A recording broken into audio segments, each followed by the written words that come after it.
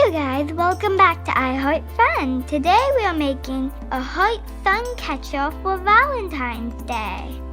We need 2 pieces of contact paper, a cutout heart, and tissue paper. Peel the backing off the contact paper and stick the heart down. Cover the heart with tissue paper.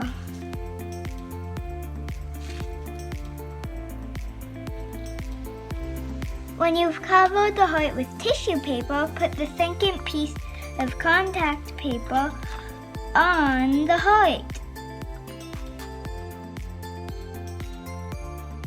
We're almost done. The last step is to cut out the heart. Wow, it's really pretty, isn't it? Happy Valentine's Day!